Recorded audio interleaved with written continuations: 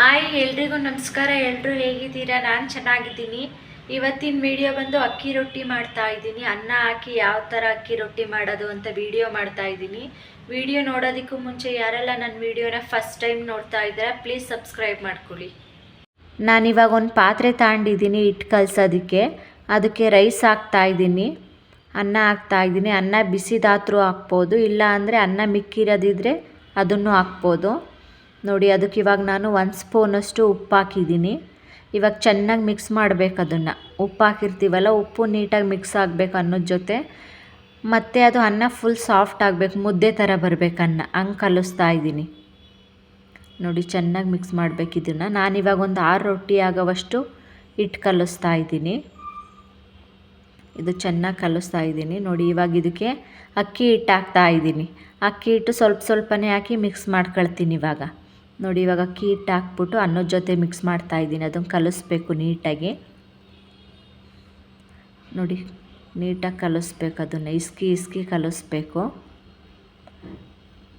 ನೋಡಿ, ಅದು ಮಿಕ್ಸ್ ಆಗಿದೆ ಅನ್ನದ ಜೊತೆ. ಇವಾಗ ಇನ್ನೊಂದು ಸ್ವಲ್ಪ ಹಾಕೊಳ್ತಾ ಇದ್ದೀನಿ. ನಮಗೆ ಅನ್ನಕ್ಕೆ ಸ್ವಲ್ಪ ಸ್ವಲ್ಪ ಹಾಕೊಳ್ಳುವಾಗ ಹಿಟ್ಟು ಗೊತ್ತಾಗುತ್ತೆ ಅಕ್ಕಿ ಹಿಟ್ಟು ಎಷ್ಟು ಬೇಕಾಗುತ್ತೆ ಅಂತ. ಇವಾಗ ಹಾಕಿ ಕಲಿಸ್ತಾ ಇದ್ದೀನಿ. ನೋಡಿ, ಅನ್ನದ ಜೊತೆ ನೀಟಾಗಿ ಮಿಕ್ಸ್ ಮಾಡ್ತಾ ಇದ್ದೀನಿ. ಇವಾಗ ಸ್ವಲ್ಪ ಸ್ವಲ್ಪ ನೀರು ಹಾಕೊಂಡು ಕಲಿಸ್ಕೊಬೇಕು. ಸ್ವಲ್ಪನೇ ನೀರು ಹಾಕೊಬೇಕು, ಒಂದೇ ಸಲ ಜಾಸ್ತಿ ಹಾಕಿದ್ರೆ ಗೊತ್ತಾಗಲ್ಲ, ಇಲ್ಲ ಹಿಟ್ಟು ತೆಳುವಾಗಿಬಿಡುತ್ತೆ. ಸ್ವಲ್ಪ ಸ್ವಲ್ಪನೇ ಹಾಕಿ ಕಲಿಸ್ಕೊಳ್ಳೋದ್ರಿಂದ ಗೊತ್ತಾಗುತ್ತೆ ನಮಗೆ ಎಷ್ಟು ನೀರು ಬೇಕಾಗುತ್ತೆ ಅಂತ. ಇವಾಗ ನೋಡಿ, ಇನ್ನು ಸ್ವಲ್ಪ ನೀರು ಹಾಕತ್ತೀನಿ. ಇವಾಗ ಮತ್ತೆ ಮಿಕ್ಸ್ ಮಾಡ್ತಾ ಇದ್ದೀನಿ ಅದನ್ನು. ಇದು ಹಿಟ್ಟು ಫುಲ್ ಗಟ್ಟಿ ಆದ್ರೂ ರೊಟ್ಟಿ ತಟ್ಟೋಕ್ಕಾಗೋದಿಲ್ಲ, ಮತ್ತು ಫುಲ್ ತೆಳುವಾದ್ರೂ ರೊಟ್ಟಿ ಮಾಡೋದಕ್ಕಾಗಲ್ಲ.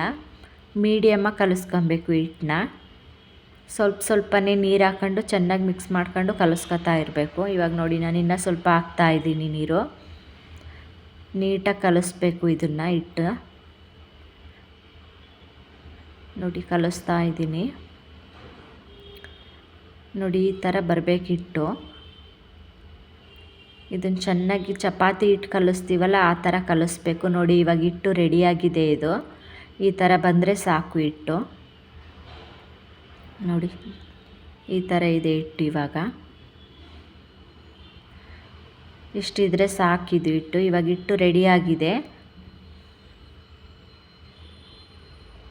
ಇವಾಗ ಇದನ್ನು ಪಕ್ಕಕ್ಕೆ ಇಡ್ತೀನಿ ನಾನು. ಇವಾಗ ಪಲ್ಯ ಮಾಡ್ಕೊಳ್ತೀನಿ.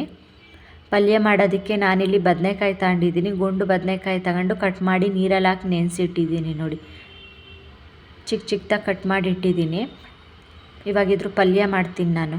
ಇವಾಗ ಒಂದು ಬಾಣಲಿ ಇಟ್ಟಿದ್ದೀನಿ. ಇವಾಗ ಅದು ಬಿಸಿ ಆಗಬೇಕು. ಬಿಸಿ ಆದಮೇಲೆ ಇವಾಗ ಸ್ವಲ್ಪ ಎಣ್ಣೆ ಹಾಕ್ತಾಯಿದ್ದೀನಿ. ನೋಡಿ, ಎಣ್ಣೆ ಹಾಕ್ತಾಯಿದ್ದೀನಿ. ಇವಾಗ ಅದಕ್ಕೆ ಒಂದು ಈರುಳ್ಳಿ ಹಾಕ್ತೀನಿ. ಉದ್ದುದ್ದಾಗಿ ಕಟ್ ಮಾಡಿ ಇಟ್ಕೊಂಡಿದ್ದೀನಿ ನೋಡಿ ಈರುಳ್ಳಿನ, ಅದನ್ನು ಹಾಕ್ತಾಯಿದ್ದೀನಿ. ಇವಾಗ ಫ್ರೈ ಮಾಡಬೇಕು ಚೆನ್ನಾಗಿ. ನಾನೊಂದು 2 ಈರುಳ್ಳಿ ತಗೊಂಡಿದ್ದೀನಿ, ಉದ್ದುದ್ದು ಕಟ್ ಮಾಡಿದ್ದೀನಿ. ಇವಾಗ ಇದಕ್ಕೆ ಹಸಿರು ಮೆಣಸಿನ್ಕಾಯಿ ಹಾಕ್ತಾಯಿದ್ದೀನಿ. ಇವಾಗ ಹಸಿರು ಮೆಣಸಿನ್ಕಾಯಿ ಹಾಕಿದ್ಮೇಲೆ ಎರಡನ್ನೂ ನೀಟಾಗಿ ಫ್ರೈ ಮಾಡಬೇಕು. ನೋಡಿ, ಫ್ರೈ ಆಗ್ತಾಯಿದೆ ಅದು.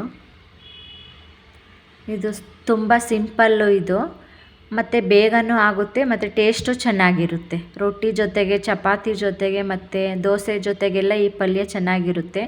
ಬರೀ 5 ಐಟಮ್ ಹಾಕಿ ಮಾಡೋದು ಇದು ಪಲ್ಯನ. ಬೇಗನೂ ಆಗುತ್ತೆ, ಟೇಸ್ಟು ತುಂಬ ಚೆನ್ನಾಗಿರುತ್ತೆ. ನೋಡಿ, ಇವಾಗ ಇದಕ್ಕೆ ನಾನು ಬದನೆಕಾಯಿ ಹಾಕ್ತಾಯಿದ್ದೀನಿ, ಕಟ್ ಮಾಡಿ ಇಟ್ಕೊಂಡಿರೋದು. ಗ್ರೀನ್ ಬದನೆಕಾಯಿ ಬರುತ್ತಲ್ಲ ಉದ್ದುದು, ಅದನ್ನು ಹಾಕಿ ಮಾಡ್ಬೋದು ಇದೇ ರೀತಿ, ಅದು ಚೆನ್ನಾಗಿರುತ್ತೆ. ಇವತ್ತು ನಾನು ದುಂಡು ಬದನೆಕಾಯಿ ಹಾಕಿ ಮಾಡ್ತಾಯಿದ್ದೀನಿ. ಇವಾಗ ಇದನ್ನು ಚೆನ್ನಾಗಿ ಮಿಕ್ಸ್ ಮಾಡ್ತಾಯಿದ್ದೀನಿ. ಇದು ನೀಟಾಗಿ ಎಣ್ಣೆಲೇ ಫ್ರೈ ಆಗಬೇಕು ಅರ್ಧ. ನೋಡಿ, ಇವಾಗ ಫ್ರೈ ಆಗ್ತಾಯಿದೆ. ಅದು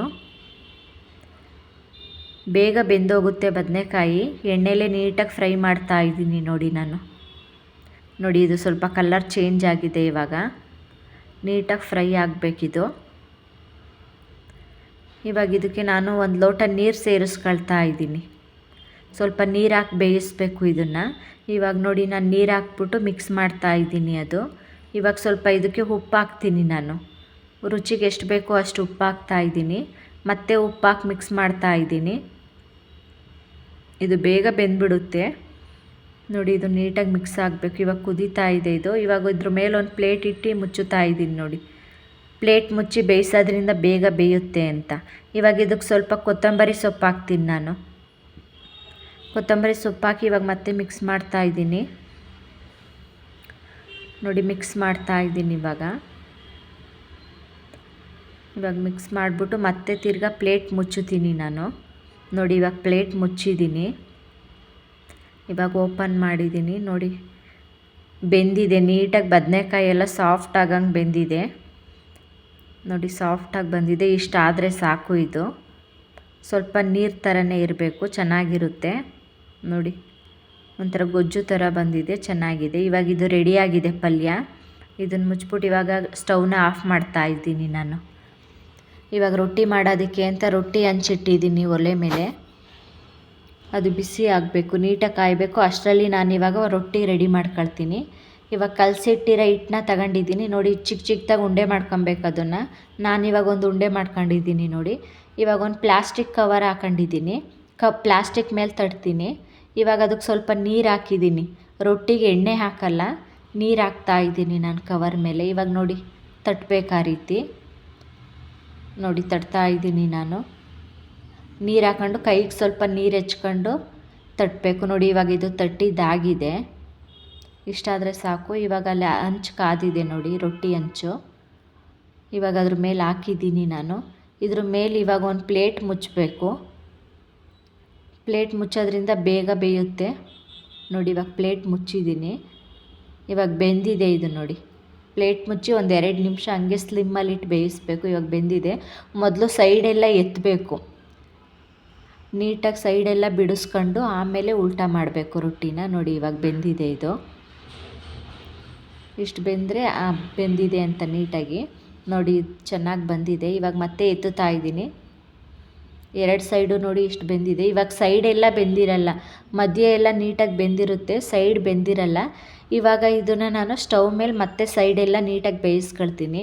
ಹಳ್ಳಿಗಳ ಕಡೆ ಆದರೆ ಇದನ್ನು ಒಲೆಯಲ್ಲಿ ಮಾಡ್ತಾರೆ ರೊಟ್ಟಿನ, ಕೆಂಡದಲ್ಲಿ ಸೈಡೆಲ್ಲ ಬೇಯಿಸ್ತಾರೆ. ನಾನಿವಾಗ ಗ್ಯಾಸ್ ಮೇಲೆ ಮಾಡ್ತಾ ಇದ್ದೀನಲ್ಲ, ಸೈಡೆಲ್ಲ ಸ್ಟವ್ ಮೇಲೇ ಬೇಯಿಸ್ಕೊಳ್ತಾ ಇದ್ದೀನಿ. ಸೈಡ್ ಬೆಂದಿರಲ್ಲ, ನೀಟಾಗಿ ಬೇಯಿಸ್ಕೊಬೇಕು ಇದನ್ನು ನೋಡಿ. ಹಿಂಗೆ ಬೇಯಿಸ್ತಾ ಇದ್ದೀನಿ ನಾನು. ಇವಾಗ ನೋಡಿ ಇದು ರೊಟ್ಟಿ ರೆಡಿಯಾಗಿದೆ. ಇದು ಸ್ಟವ್ ಆಫ್ ಮಾಡಿದೆ ನೋಡಿ. ಇವಾಗ ಅಕ್ಕಿ ರೊಟ್ಟಿ ರೆಡಿಯಾಗೈತೆ. ಈ ಥರ ಮಾಡಿದ್ರೆ ಚೆನ್ನಾಗಿರುತ್ತೆ ನೋಡಿ. ಇದ್ರ ಜೊತೆ ಇವಾಗ ಪಲ್ಯನ ಹಾಕ್ತೀನಿ ನಾನು. ಬದನೆಕಾಯಿ ಪಲ್ಯ ಮಾಡಿದ್ನಲ್ಲ ಅದನ್ನು ನೋಡಿ. ನೀವು ಇದನ್ನು ಮನೇಲಿ ಟ್ರೈ ಮಾಡಿ, ತುಂಬ ಚೆನ್ನಾಗಿರುತ್ತೆ ಟೇಸ್ಟು.